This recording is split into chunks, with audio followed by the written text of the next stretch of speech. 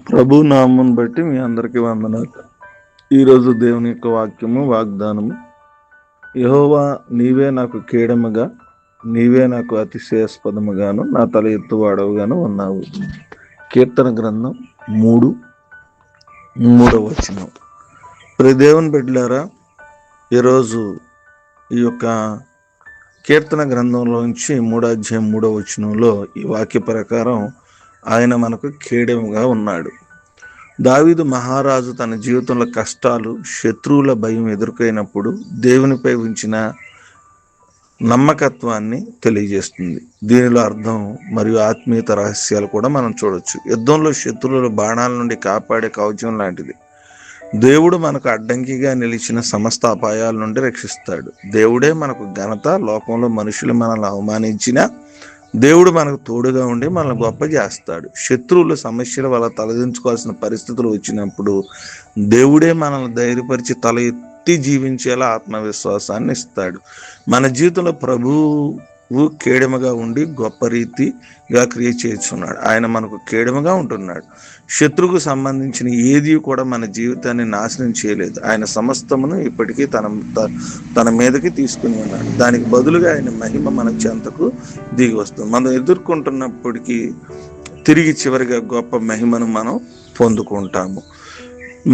మహిమ మన మీద ఉదయించడం జరుగుతుంది. ఆయన మన తలను పైకెత్తువాడుగా ఉంటాడు. కనుకనే మీరు ఇప్పుడు అనుభవించుచున్న శ్రమల గురించి భయపడకండి. నేడు మీరు కూడా ఆ జీవితంలో ఎన్నో దెబ్బలు తిని ఉండవచ్చు, కానీ మీరు కొట్టబడి ఉన్న దెబ్బలన్నిటికీ ప్రతిగా దేవుడే గొప్ప మహిమను మీకు అనుగ్రహించబోతున్నాడు. కేడముగా ఉంటూ ఉన్నాడు. మనము ఆనందించు మన జీవితాలను మరొకసారి దేవునికి సమర్పించుకుంటే నిశ్చయముగా దేవుని నేటి వాగ్దానం మన జీవితాల్లో జరుగుతుంది. కొద్ది మాటలు దేవుడు మన మిక్కులు దీవించును గాక. ఆమేన్. ప్రార్థన చేసుకుందాం, తలలో ఉంచుకుందాం. మహిమ గల మా ప్రియ పరలోకపు తండ్రి, రాత్రంతా కాచి మరొక శ్రేష్టమైన దినాన్ని ఇచ్చినందుకు మీ స్తోత్రాలు. మీరు మాతో మాట్లాడినందుకే మీకు వందనాలు. శ్రమలను నీవు చూచినట్లుగా మేము నీ యొద్దకు వచ్చుచున్నాం. ప్రభా, మాకు భద్రత కొరకు నైనా మేము మీ దగ్గర సమర్పించుకుంటున్నాం. మా భద్రత కొరకు మీరు కేడముగా ఉంటూ మమ్మలను నైనా నింపుతున్నందుకు మీ స్తోత్రాలు. మేము సహించుతున్న ప్రతిదాన్ని సైతం మేము నీ యందు నిరీక్షణ కలిగి ఉండగా నీవు మమ్మల్ని జ్ఞాపకం చేసుకున్నాము. అట్టి మార్గమును మాకు ఎదుర్కొని నీవు సిద్ధపరచు నాయనా.